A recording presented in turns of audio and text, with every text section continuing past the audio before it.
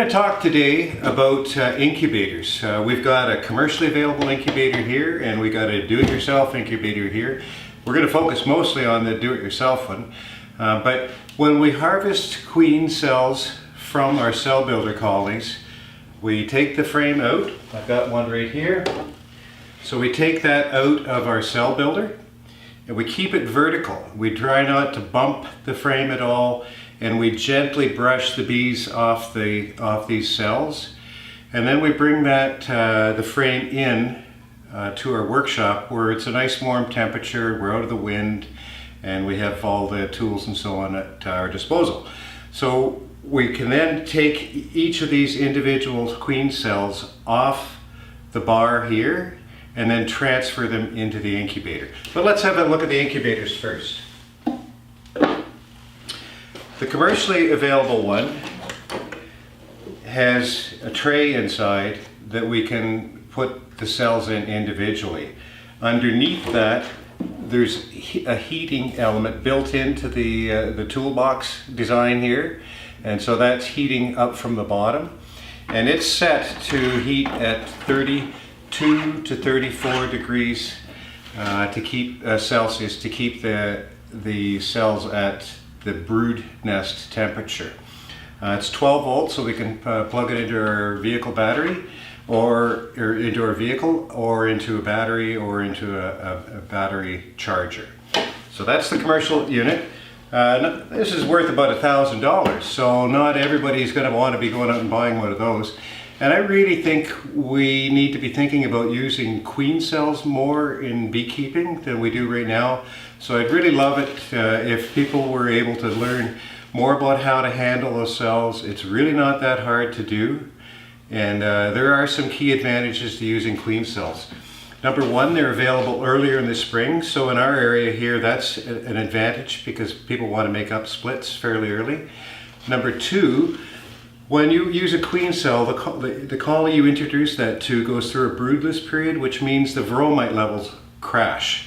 So it's a really effective way of controlling your veromites in the spring, so that the buildup through the rest of the summer is much slower.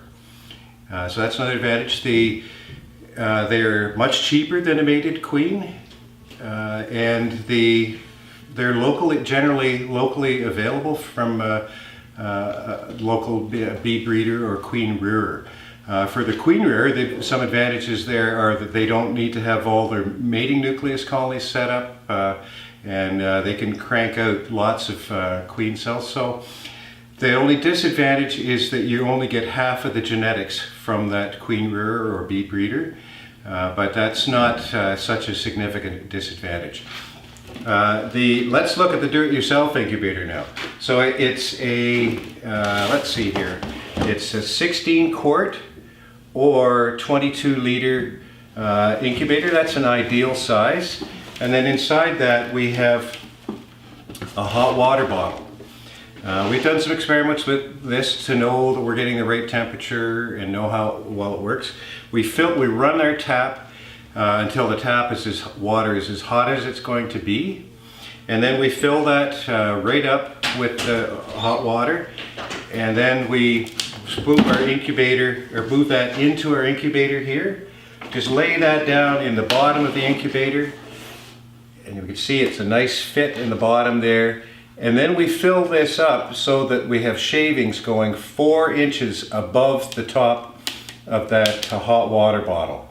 That insulates the hot water bottle so the cells that we're going to put in don't get too hot from the hot water. In about 10-15 minutes, the temperature in here comes up to the right, the brood temperature, brood nest temperature.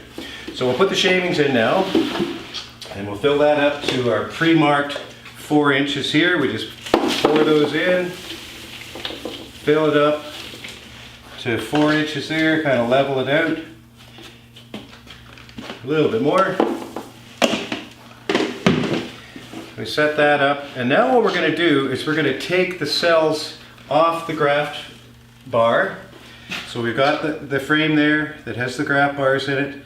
We'll gently take that off, and we'll lean it in here. And we really are careful that we don't tip that over. And then we use our hive tool and pry very gently each individual cell off. We then make a little impression in the shavings with a finger, put the cell in, and then just snug the shavings up around that cell and repeat the process here.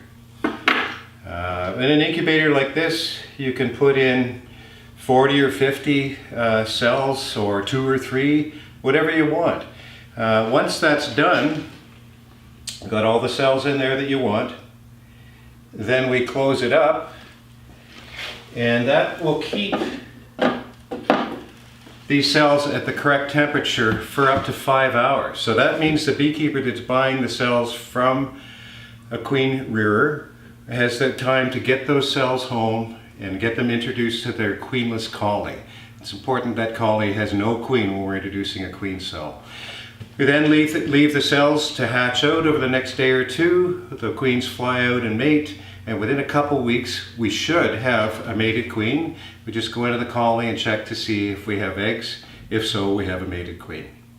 So it's very simple, nothing to it. It's just a matter of handling them carefully, keeping them at the right temperature, and getting them installed in a timely manner.